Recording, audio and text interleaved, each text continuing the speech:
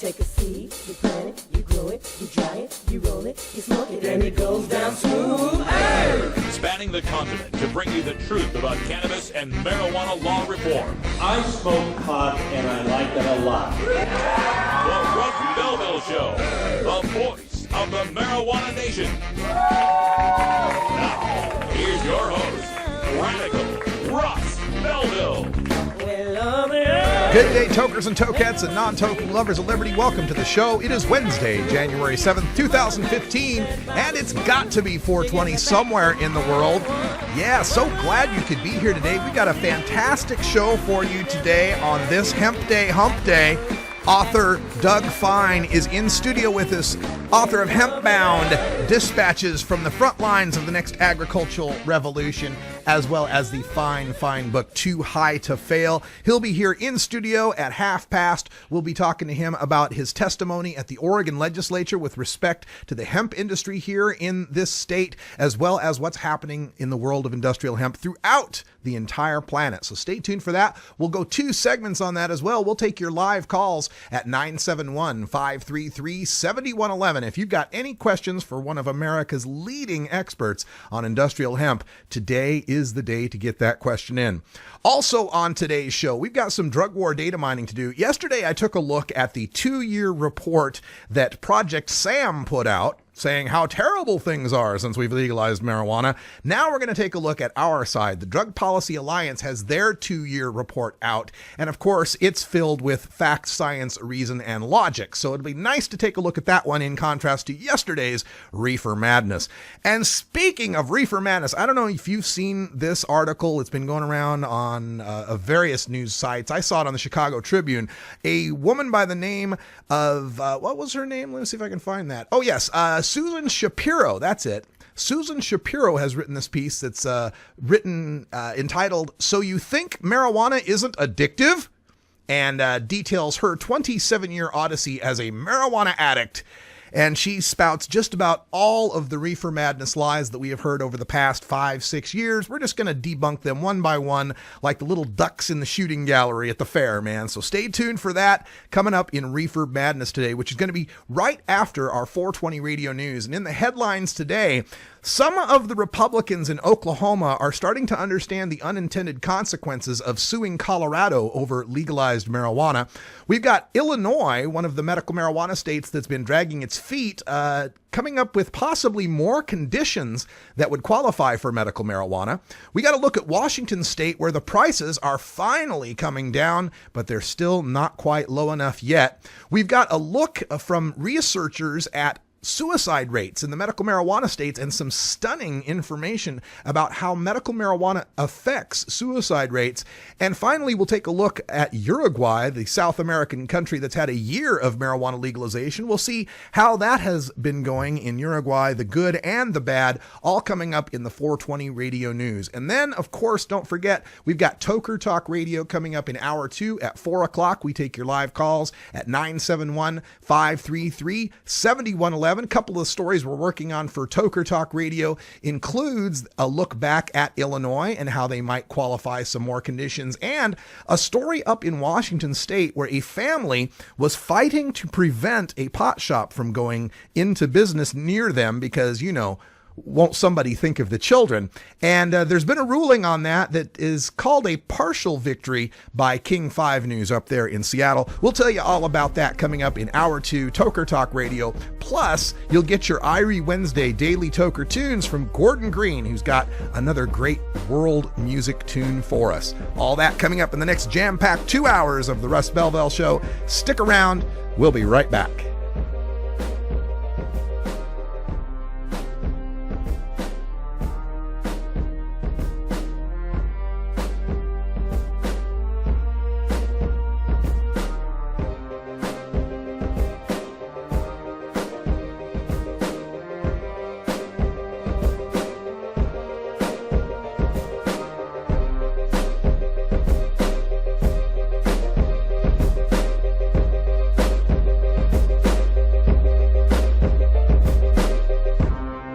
You're tuned into the Russ Belville Show, the voice of the marijuana nation.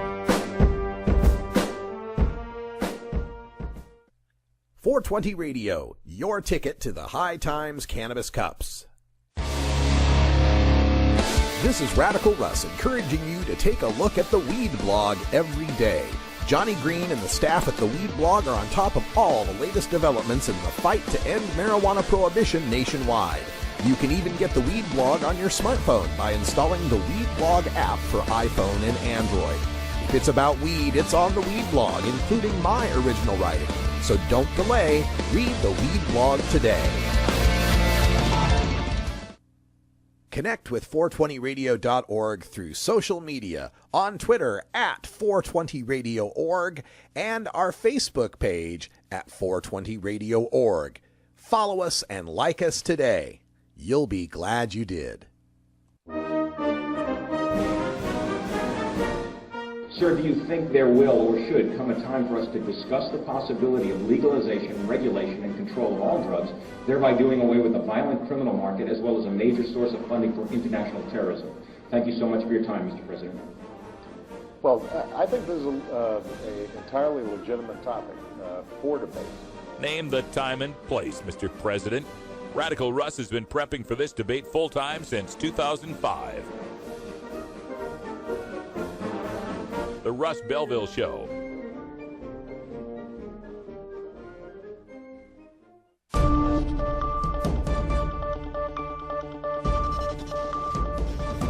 It's time for the 420 Radio News, covering the latest headlines in consumer cannabis, medical marijuana, and industrial hemp. Transcripts of 420 Radio News are available daily on our website at 420radio.org. Now, here's Russ Belville with your marijuana headlines in 4 minutes and 20 seconds. This is your 420 Radio News for Wednesday, January 7th, 2015. 7 Oklahoma Republicans have come out in opposition to the state's lawsuit against Colorado for legalizing marijuana. In a Wednesday letter to Oklahoma Attorney General Scott Pruitt, who, along with Nebraska Attorney General, filed suit in December against Colorado, the group of Republicans argue the suit poses a risk to the state's 10th Amendment rights. In the suit, Pruitt said Colorado's legalization of recreational marijuana injured the ability of Oklahoma and other bordering states to enforce their marijuana laws and violates the Supremacy Clause of the Constitution, giving federal law precedence over state ones. But the group of Republicans think if the lawsuit was successful at the Supreme Court, it could, quote, undermine all those efforts to protect our own state's right to govern itself, end quote. Gun control advocates in New York, for instance, could argue that Virginia's lax gun laws injure their ability to regulate firearms. Illinois is now accepting petitions to expand the list of medical conditions that qualify for treatment with marijuana, though officials have yet to name the board that will decide the issue. The state also hasn't named which applicants will be awarded licenses to grow and sell medical pot, which officials had planned to do before the end of 2014. Despite the delays, the state is accepting petitions through February 28th to add new qualifying medical conditions. Petitions are online at the Illinois Department of Public Health's website. The law lists about 36 conditions that can qualify someone to apply to use marijuana legally, including cancer, glaucoma, and rheumatoid arthritis. Each petition may nominate only one condition, and it must be specific according to state requirements. The most likely condition to be added, advocates say, is post-traumatic stress disorder, which could help veterans. A more controversial addition would be for chronic or severe pain. Shortages that plagued the start of Washington state's legal marijuana market have eased, sending prices in recreational pot stores down as much as 40%. Seattle's first pot shop, Cannabis City, ran out of marijuana in 3 days when it opened in July. Since then, the state has licensed more growers, processors, and retailers, increasing supply and reducing prices to an average of $15 a gram, says Randy Simmons, a deputy director of the Washington State Liquor Control Board. Prices were as much as $25 a gram in July, including taxes. Even after the decline, that's still 50% more than the $10 a gram available on the black market, board officials said in an interview yesterday at Bloomberg's offices in Seattle. Challenges remain in the state's attempt to supplant illegal sellers. An effective tax rate of 44% on recreational pot is keeping many buyers in the still unregulated market for medical marijuana. In a new brief published by the Cato Institute called High on Life, Medical Marijuana Laws and Suicide, researchers report that the passage of a state medical marijuana law, quote, is associated with an almost 5% reduction in the total suicide rate, end quote. Researchers D. Mark Anderson, Daniel I. Rees, and Joseph J. Sabia, quote, conclude that legalization of medical marijuana leads to fewer suicides among young adult males, end quote. Building on 2012 research, Anderson, Rees, and Sabia analyzed Centers for Disease Control data from 1990 through 2007. Quote, when we examine the relationship between legalization and suicides by gender and age, we find evidence that medical marijuana laws are associated with decreased suicides among 20 to 29-year-old males and among 30 through 39-year-old males. The result is consistent with registry data from Arizona, Colorado, and Montana, showing that most medical marijuana patients are male and that roughly half are under the age of 40, end quote. Under Uruguay's new marijuana legalization, cannabis users can either grow weed at home or join a cannabis club, paying fees to be part of a collective that grows and harvests pot. As a result, legal cannabis cultivation is thriving in Uruguay. In December, Julio Calzada, head of the National Drug Commission, announced that the government had registered 1,200 cannabis growers and about 500 clubs. Progress, he said, was encouraging. But a year into the new system, it's still impossible to buy marijuana legally. To date, the Uruguayan government still hasn't chosen the companies that will grow its cannabis. The street price of marijuana, however, has been in decline since the new law passed because local growers have stepped in to meet demand and because pot users can now grow their own weed with impunity. This has been your 420 Radio News for Wednesday, January 7th, 2015. I'm Russ Belville.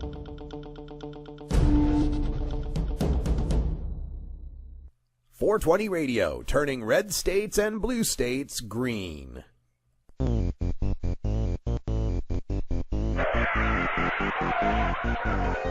What's to keep somebody from getting all potted up on weed and then getting behind the wheel? The Russ Belville Show reminds you to never smoke and drive impaired. Hang out for a while. Share.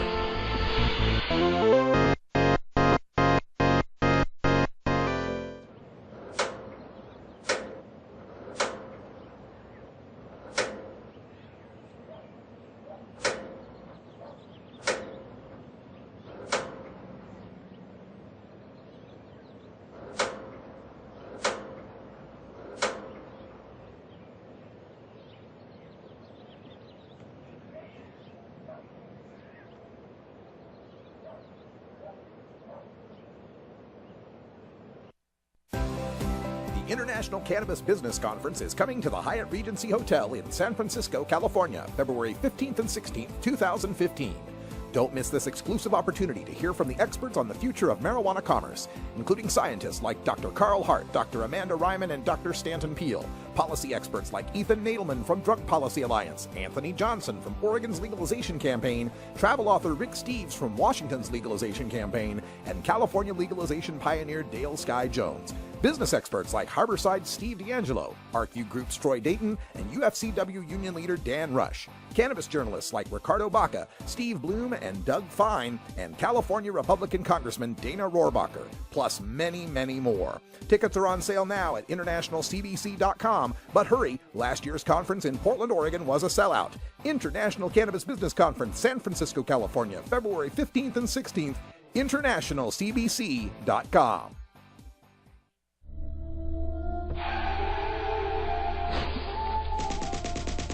Marijuana is an addictive drug which produces in its users insanity, criminality, and death.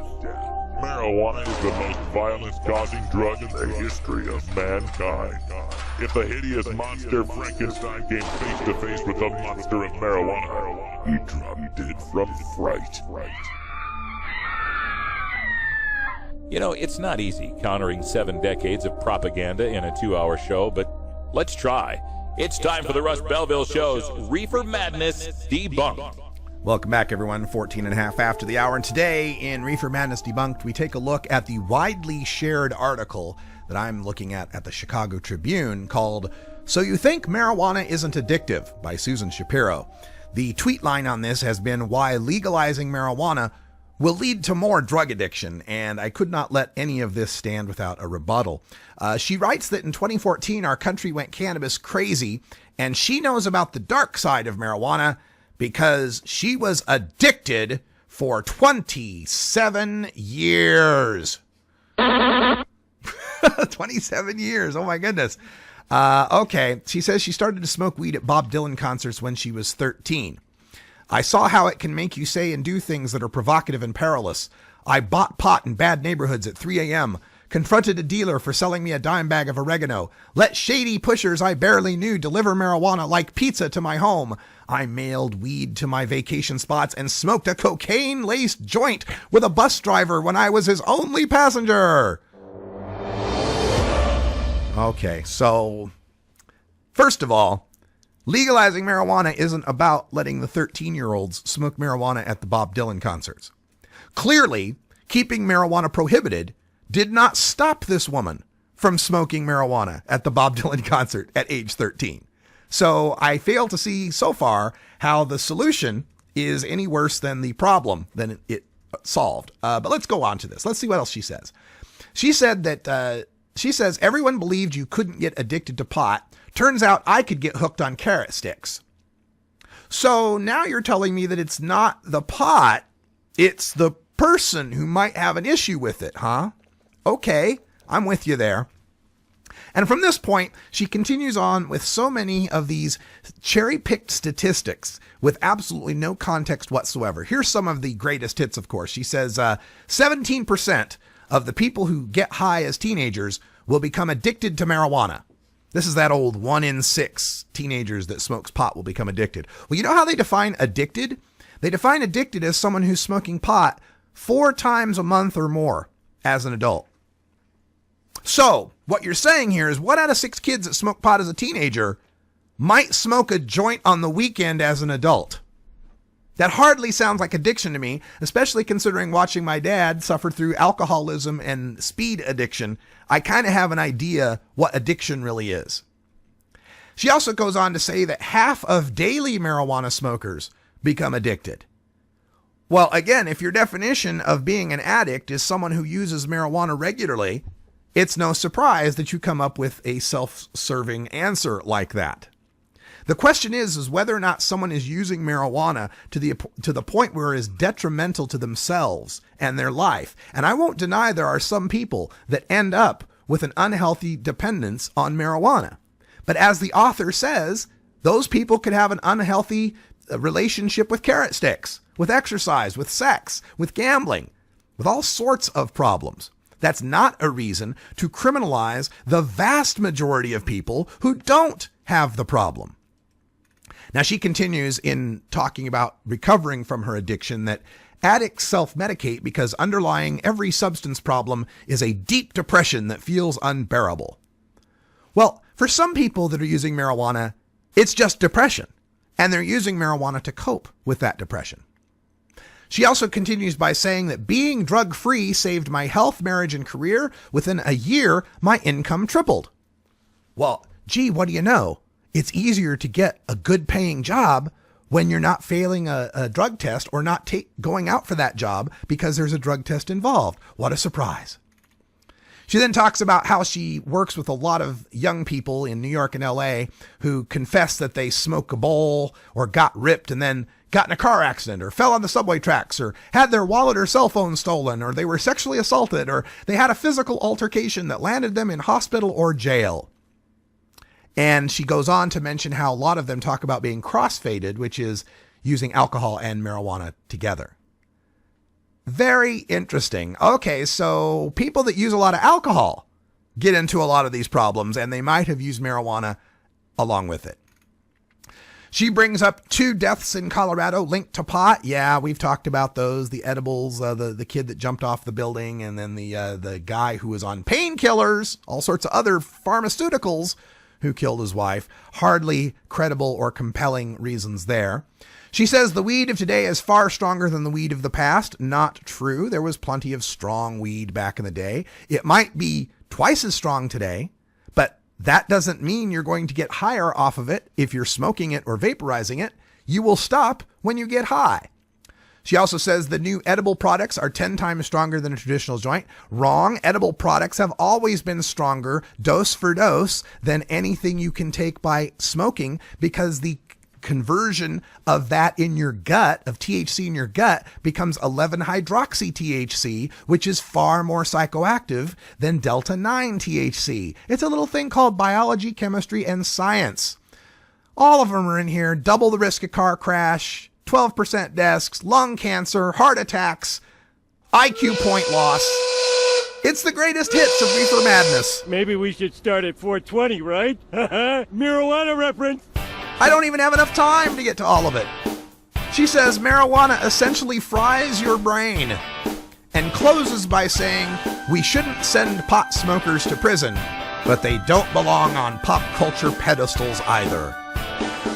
Yeah, remind me of that the next Super Bowl when I'm watching the Budweiser ads. Be back with drug war data mining, a report on 2 years of legalization in Colorado coming up next. 420 Radio. Tune in, turn on, get highly educated. Hey tokers and tokettes, Radical Russ here for the Canador, a practical solution to keep herbs from drying. The Canador is the perfect airtight storage system for your fine herbs, from the half-inch thick walnut and cherry wood construction, clear top perforated jars for storage, and the humidity bead system that keeps your herbs at a perfect 65% relative humidity. I keep all my herbs in the Canador, and you should too. Check out Canador.com for more information. Funky roller ring.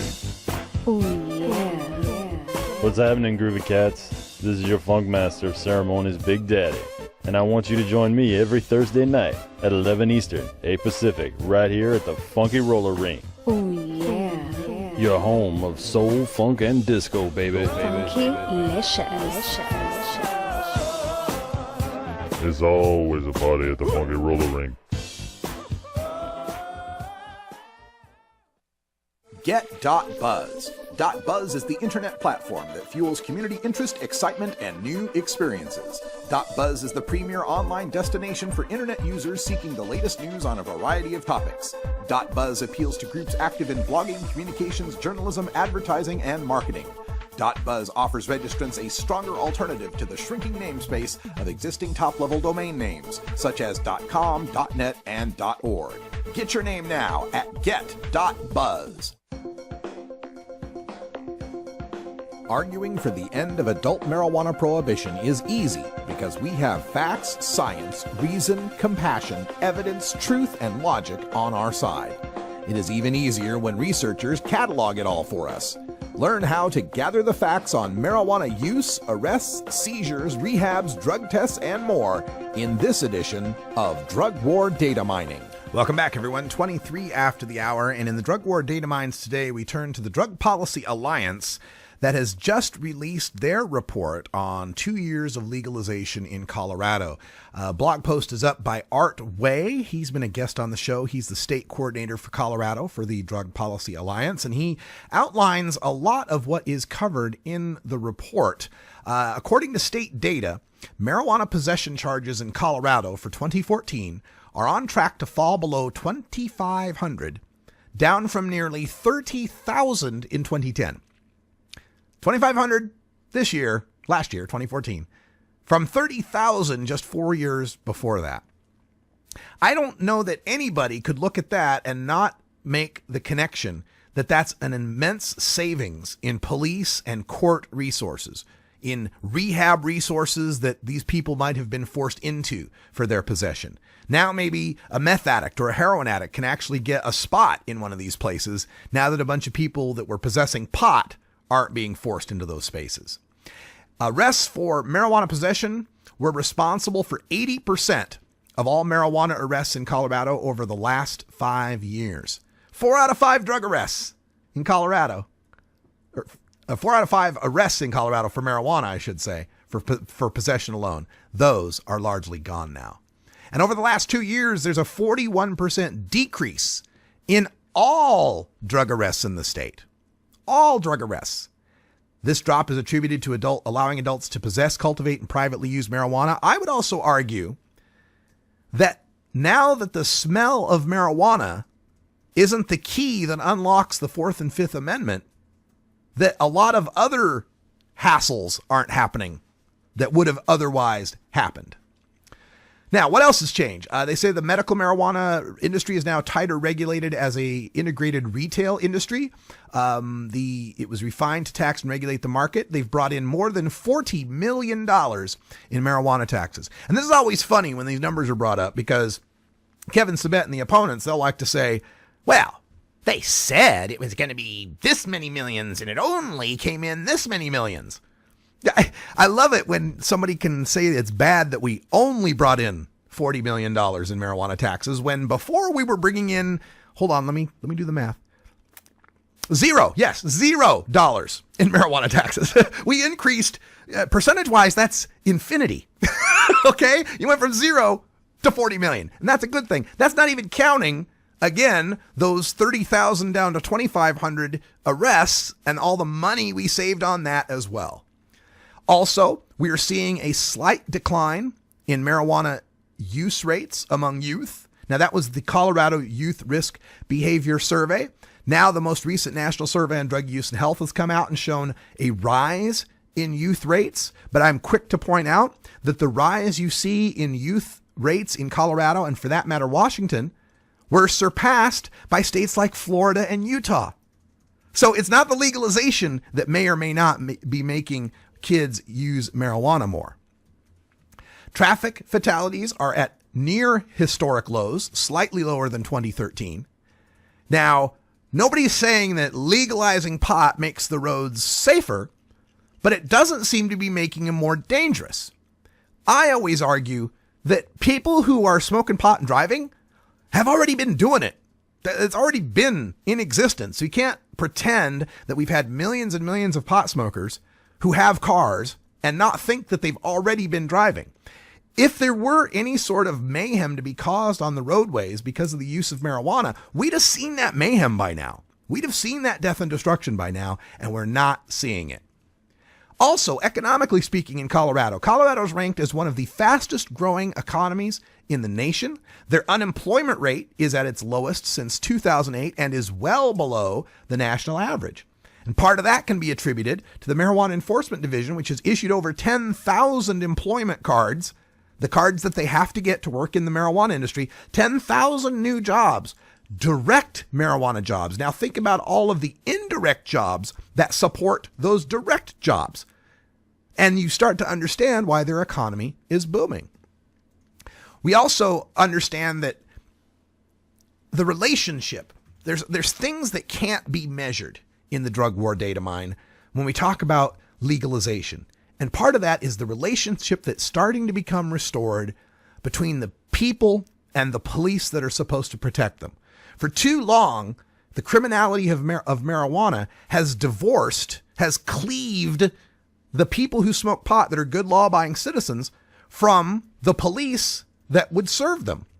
I can't tell you how many times in my life as a marijuana consumer in Idaho, I looked the other way or didn't say anything or didn't report something because I knew reporting that could probably get more attention for me as a pot smoker than for whatever crime or indiscretion or violation I might have happened to witness. People shouldn't be considering whether or not to call 911 based on whether or not 911 is going to come for them. Marijuana legalization ends that for so many good law-abiding people.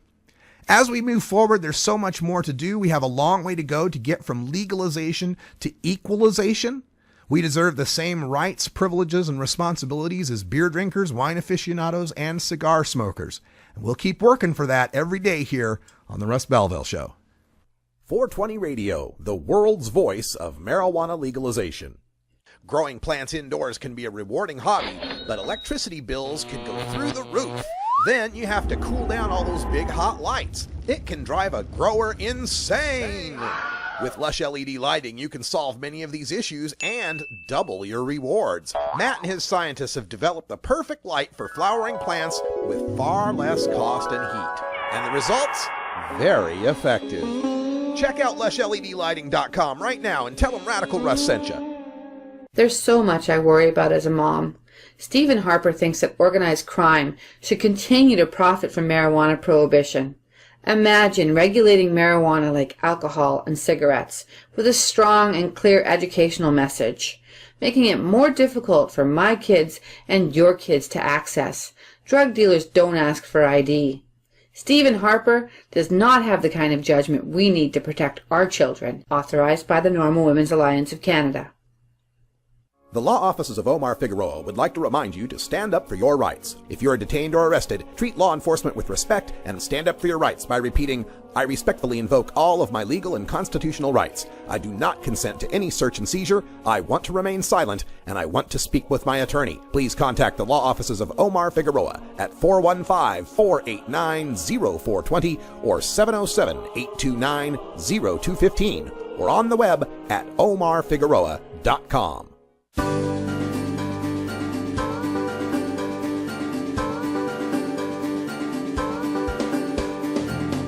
Marijuana legalization also ushers in the return of the American hemp industry.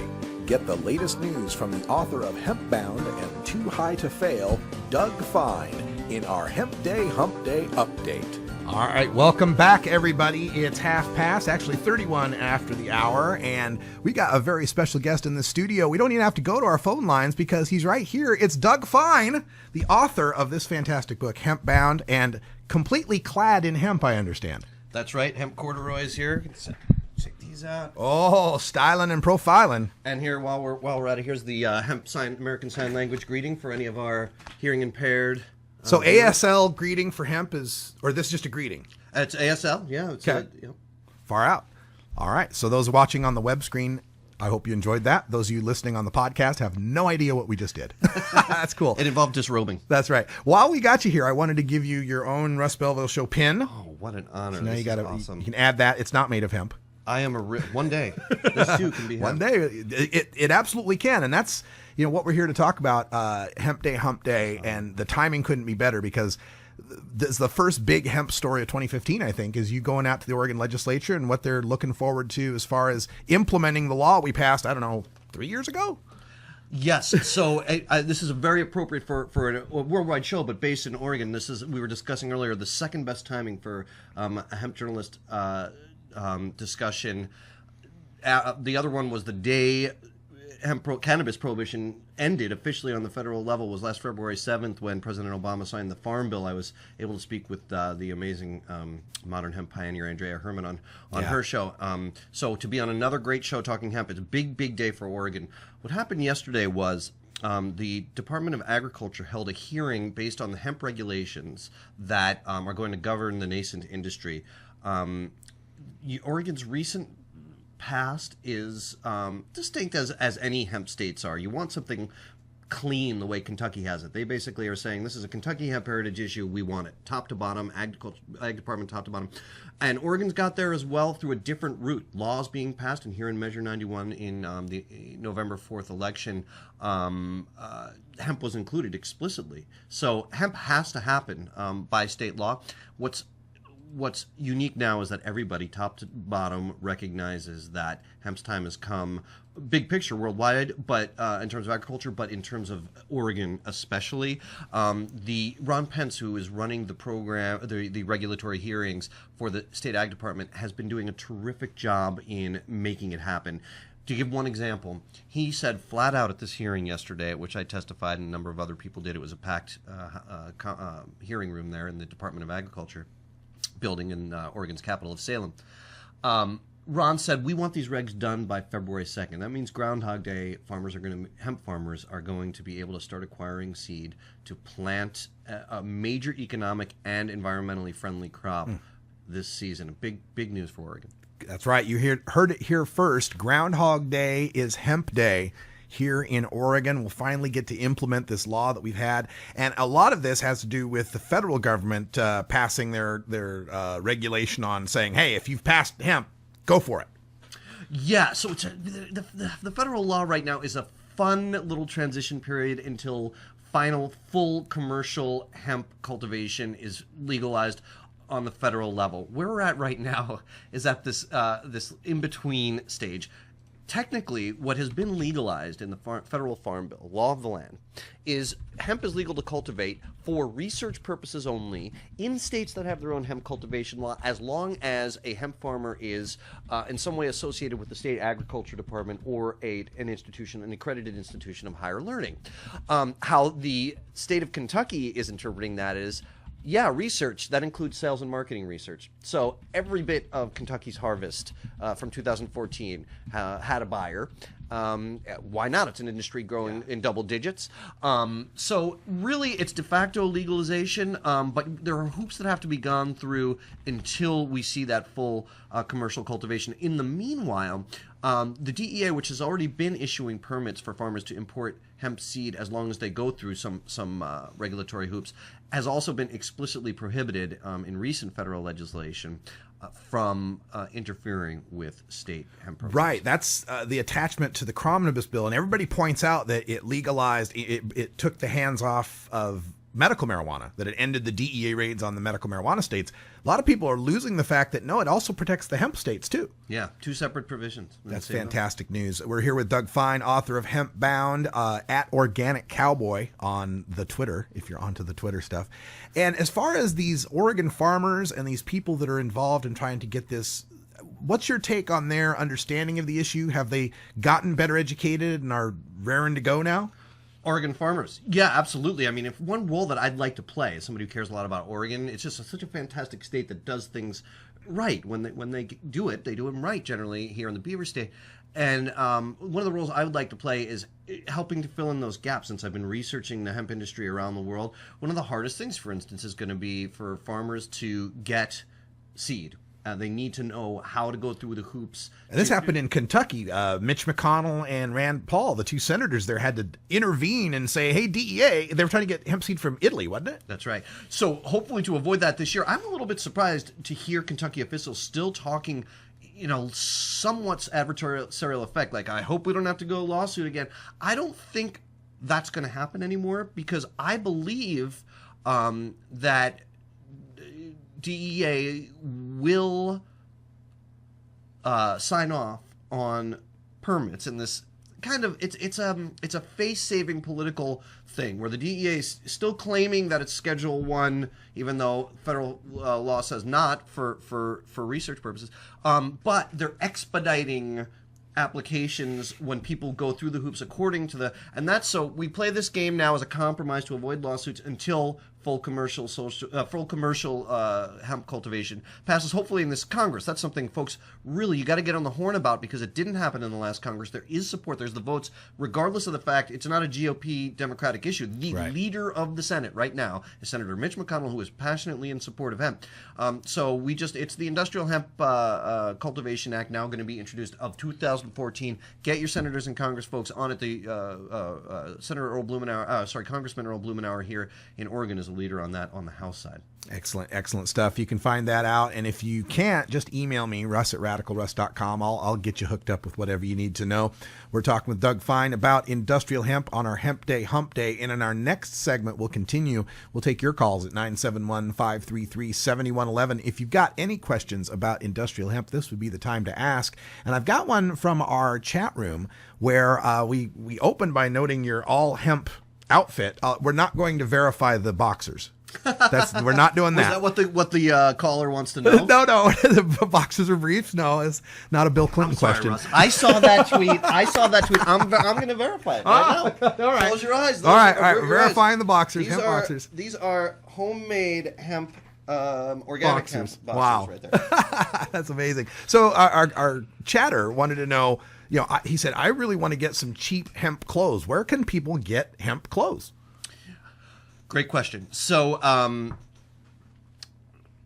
there's a number of tons of places you can already get them. But one thing I want to have folks keep their eyes on is, as with any consumer product, try and think locally and try and think sustainably.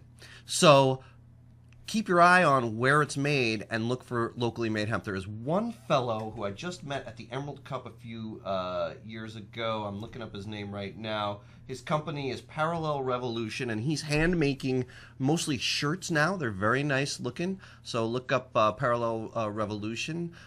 I want to say his name is Jake, and let's see. Yep, his name is Jake. Parallel Revolution, nice guy. I believe he's based in Indiana. Then you have Environment Textiles, which is a woman-owned company that's been around forever, mother and daughter owned, and they mostly import textiles now from China. But my own sweetheart makes a lot of hemp clothing, nothing that I'm wearing today, and gets most of the fabric from there. And you'd be amazed at how soft it is. You don't have to go blends. You don't have to incorporate synthetics in there. Hemp, as it has been historically, hemp textiles can be very soft when they're made from the highest end of the bast fiber, hemp's famous bast fiber. And then look for good retailers. I think these are Hempist. My cords we showed earlier are Hempist. I think they're a Boston-based retailer. There's tons of good Recreator out there. There's tons of good retailers out there for you to get your hemp clothing. Now, cheap, that's get yourself a sewing machine, order the fabric, and learn how to make it yourself, which is kind of what we do on the Funky Butte Ranch. Yeah, right? I would, factor in, when you're thinking of the cost of a hemp garment, also factor in how much longer it's going to last, than something that's cotton or something denim. Not to mention that 30% of the world's pesticides come from cotton.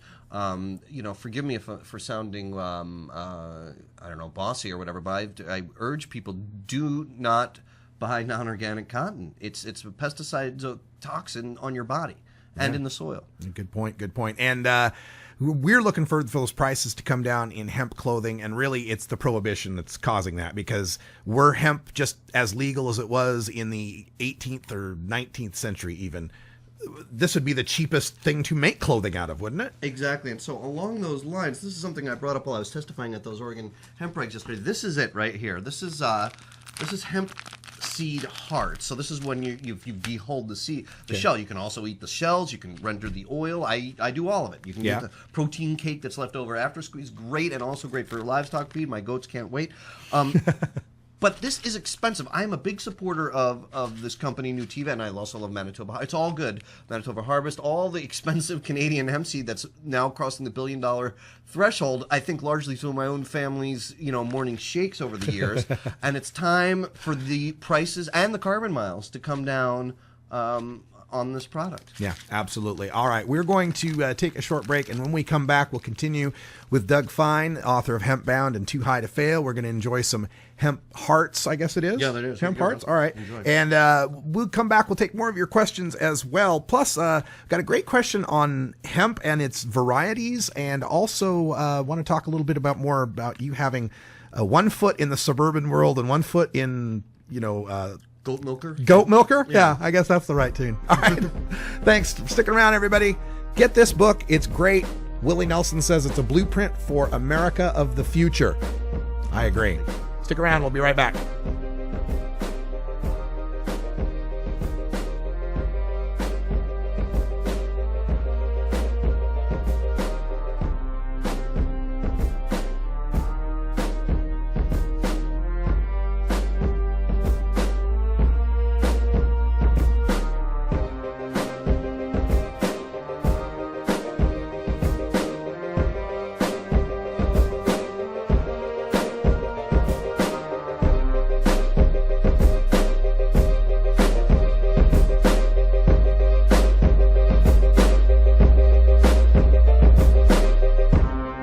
You're tuned into the Russ Belville Show, the voice of the marijuana nation.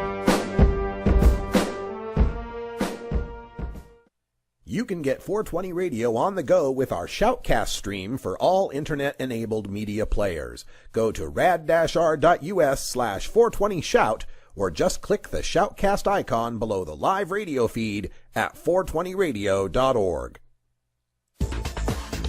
Are you in the market for portable vaporizers now? Get online to vapes.buzz, the quick and easy link to portablevaporizers.now.com. Vapes.buzz has everything you're looking for, including vape pens, herbal vaporizers, e-juice, parts, accessories, and more. Visit vapes.buzz and save 5% instantly, or give them a call at 866-264-2415. Vapes.buzz. Get vaping, baby!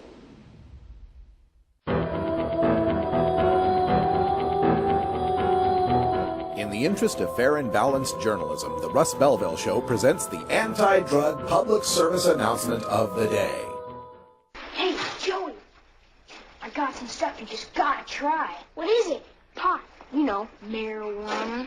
Oh, well, I don't know. What, chicken? Joey's in a jam. What should he do? Kate. Get a pizza. Excellent. Get a pizza. Get real.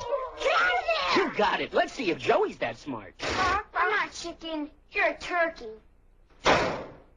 He's right. Drug dealers are dorks. Don't even talk to them. Cowabunga! This has been the anti-drug public service announcement of the day. To cure this sort of reefer madness, listen to the Russ Belville Show every weekday on 420radio.org. When you are starting up a medical cannabis business, you want a fired-up lawyer who understands the needs of cannabis consumers. The law office of Lauren Vasquez is your fired-up lawyer for the cannabis industry.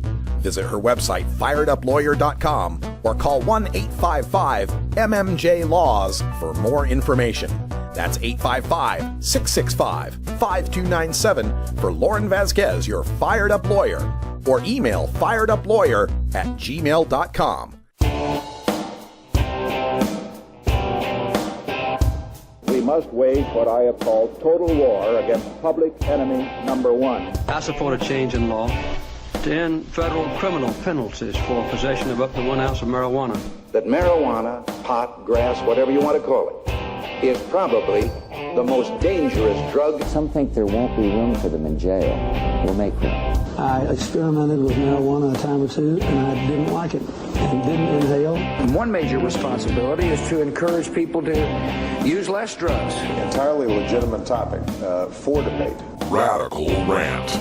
Welcome back, everyone. 46 after the hour, and not so much ranting today as chatting with Doug Fine, who's here in the studio. Welcome back, Doug. Great to be with you, Russ. Oh, I got to turn your mic on. Now, welcome back, Doug. Still freaking fantastic to be with you. Still great to be here. Hey, we got some questions from our chat room that I wanted to bring up for you. The first one was about your hat. Is the hat made of hemp? The band on the hat is made of hemp. Probably a good deal of my skin and my body structure is made of hemp.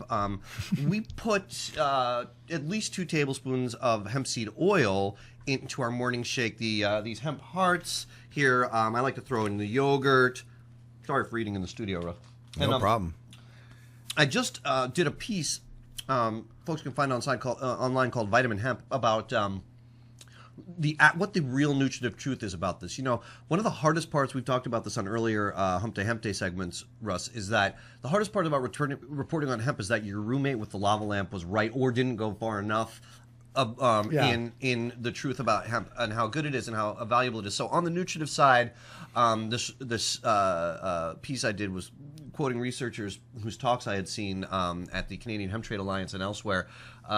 Just bottom line, real nutritive studies and the omega balance profile on hemp, the type of amino acid building blocks that hemp has, the type of protein, the mineral content, the magnesium, the selenium.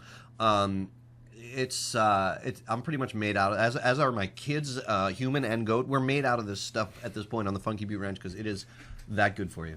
Fantastic. And another question, and this is an interesting one. I hadn't thought about this before. Vendikar wanted to know, is there a ridiculous number of hemp strains as there are psychoactive strains? Not as many. On the hemp side, if you want to sound really professional and in the know, strains are called cultivars. If you want to just have the equivalent of a gender-neutral term, you can say variety of cannabis for any, whether a strain or a cultivar. But when we're talking about what we today define as industrial hemp or agricultural hemp, we call them cultivars. And there are a number of approving agencies around the world. I would say at this moment, I think there are in the neighborhood of 24 or so officially approved cultivars. And it's a good question and an important question for a number of reasons. I'll sum up one of the main important reasons it's an important question, and that is, as we rebuild the tragically lost, once world-leading hemp germplasm here in the States, which was once taxpayer funded by the USDA, and we were far and away the producer of the world's finest hemp. As we rebuild, do we use Darwin's cultivar, the wild ditchweed that remains in the Wisconsins and the Nebraskas? You can still find plenty of that, yeah. Or do we play by the rules of modern agriculture, which is about uniformity and documentable quality control and all those issues. And I believe it's a balance of the two, because we Americans are going to figure out cool apps. For instance, right now, hemp can be a great biofuel in Hemp Bound. There's an incident where I drive around in a hemp-powered limo, once owned by the Philippine dictator Ferdinand Marcos. Thank you, Bill Althaus, my good friend and hemp researcher and engineer. It works, but we don't have cultivars yet designed specifically for fuel that are oil cultivars. So some smart bunch of farmers is going to get that going. Right. And a million other hemp apps we can talk about. Sure. And that's going to be about being smart and crossbreeding in the Gregor Mender natural way, the way that Americans, as Michael Pollan calls psychoactive cannabis farmers, the best gardeners of his generation. Yeah. They developed, thank God, what humanity wanted in terms of psychoactive cannabis. So we're going to see that very quickly. So we're within going to a have few an years. oil hemp, we're going to have a seed hemp, we're going to have a stalk hemp, and so on. Flower hemp for nutraceuticals, Sure. fiber for textiles, fiber for industrial components, fiber for construction. And then you've spoken with us before on the show about triple cropping, you say? Tri-cropping, yep. Tri-cropping. Yep. And there would be probably varietals or cultivars that would work better for that purpose as well. Yeah, in other words, hybrids, right? Exactly. Yeah. So the equivalent on the psychoactive side of a hybrid, yeah. of a hybrid, right? So that's the second way that I really hope to help Oregon farmers this year. The first way is helping them get the seed so they can get the stuff in the ground. Then what about on the harvest? What do you do then? There's a lot of things you can do. The price out of the ground for seed, basically seed applications, is for Canadian farmers right now $350 profit. That's profit per acre. A great year for soy, predicted South Dakota State this year, $71 profit in a great year for South Dakota farmers. So we're talking about 4 or 5 times the profit level right out of the ground for something that doesn't require pesticides and herbicides. So it's profitable and worth it there. And that's why we're seeing legalization, is because it's the economy stupid kind of thing. Like farmers are not dumb. They're businessmen and businesswomen. But once you control the processing vertically in your farming community, you're increasing your value 100-fold, if not more. So in other words, if Oregonian farmers process a certain amount, 1,000 acres in an eastern Colorado, once struggling, now thriving farming community, and sell it immediately to a big Canadian processor, that's going to be good money for the community. But if they have a facility in their community that allows them to bottle it and call it Oregon-grown salad dressing, toothpaste component, whatever it is. I use a hemp toothpaste from Slovenia with clay and mint and hemp in it. Then they're really making bank. And so tri-cropping is everything that a farming community needs to do that value added. It's called the 3 legs of the tri-cropping are: 1, everything you can do with the seed oil, the grain, and flour. So nutraceuticals, food, industrials, oils. There's Hemp Shield, a company based here in Oregon that does a great wood finish and decking coating. The second leg is anything you can do with fiber. I'm really excited about next generation batteries and supercapacitors. I've done some reporting on that as well. If folks want to Google hemp is coming to your car battery, I'm really excited about that. And then the third is waste biomass for energy. Power your own facility, at least if not your whole community, as some towns in Germany are doing, through the waste biomass. So that's the 3 legs of tri-cropping, plus providing the facility and the harvesting equipment and the storage equipment that farmers need. That's what I want to help do by the time of the harvest, is have these facilities around the state where people are cultivating hemp. So when they harvest it, Oregon farmers and wherever you place these, the local community farmers are going to be able to profit. And this is going to be amazing for not just the rural farm communities that have suffered in Oregon, but also a lot of people whose jobs were caught up in the timber industry that suffered as well. And I think a lot of the skill set that would be involved with timber could transfer to working with hemp in some way. No question about it. I think it's a forestry issue. It's about rebuilding soil and providing jobs. In the end, we are a nation that had 30% population farming when cannabis prohibition started in 1937, and we're down to 1% of farmers now. And the reason is they can't make a living at it.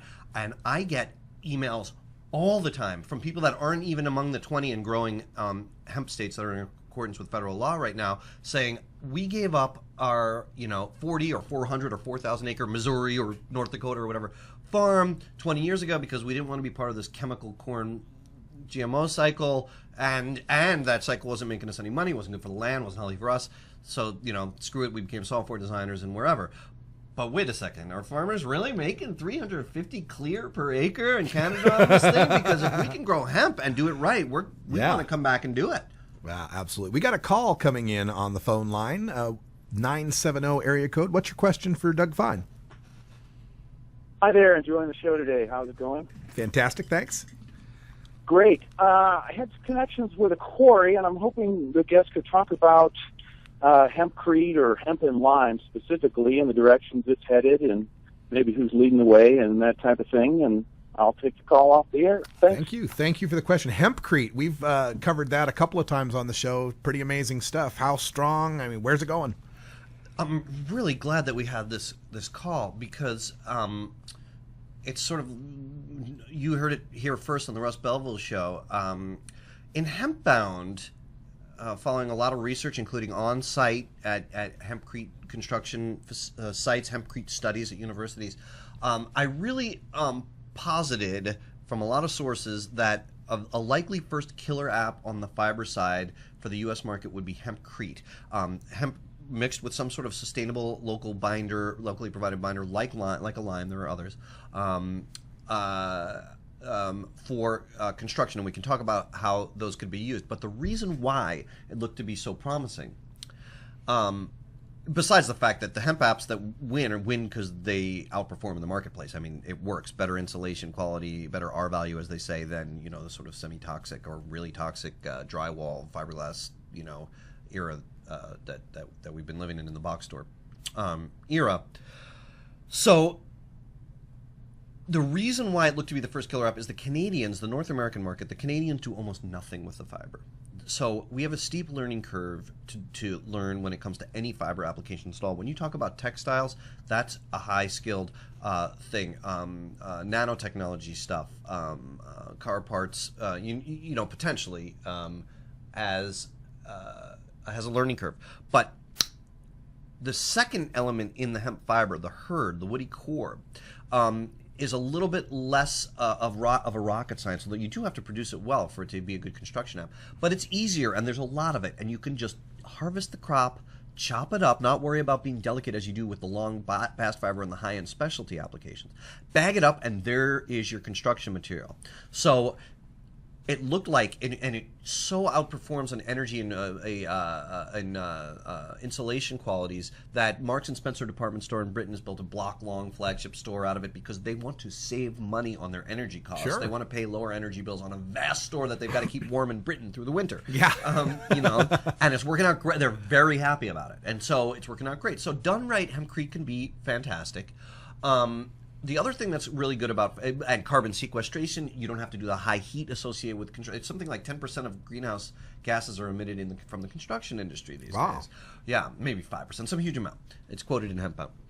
So there also is this nice element of it's a hands-on, relatively easy way to build. I mean, you can spray it from a strainer, stack it on with hands, do it in a more kind of industrial way where you're tamping down large amounts. You talk to the folks, and I've talked to the folks, and the book records it, who are building with the stuff, and everybody's happy with how nice and easy it is, and the high quality, nice looking homes, high-end type homes.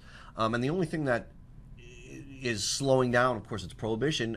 The rush to have hemp-based construction is the fact that it's expensive to import anything. So that would include hurd as well. Mm-hmm. But there are a lot of roadblocks in front of what today we're calling hempcrete. And one of them is regulatory issues. Building codes are pretty strict. Today you have to do this sort of song and dance to even be allowed to build with it. You got to just call it fill in most places instead of, insulating, let alone load bearing. It can play great roles in soundproofing. There's a lot of great applications that hemp-based building material can be, but there's other issues. Lime is not always sustainable in every ecosystem.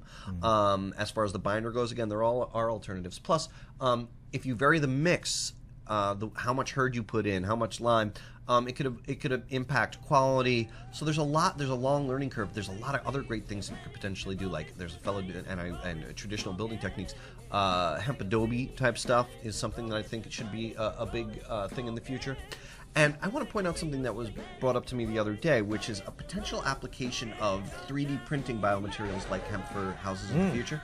That's neat, and I think that it's something with all of the sort of things that we might generally keep under the topic of nano, digital age, 3D printing kind of wonderful applications. That's fine. But I think one of the big lessons of the 21st century is finding a balance between the blind belief that technology and science is going to solve everything versus the fact that with all these billions of people, many of them urban, not everybody is going to have the time to slap together their own house. So there's a balance there, but I just want to throw out there, if you've got a sophisticated 3D printer, is a village in Bangladesh or Mali going to be able to afford it? And if so, if the Gates Foundation plops it in there, who's fixing it? When it breaks or when the software upgrade happens, which is not to say, Russ, I'm sure there are many more technical savvy people in Mali and Bangladesh than I, but it has to do with income, it has to do with lifestyle. Sorry to cut you off, Doug. That's all the time we got, but we'll stay tuned for hour 2. We'll come back and finish this thought. Thanks for joining us, and until next time, take care of each other, tokers.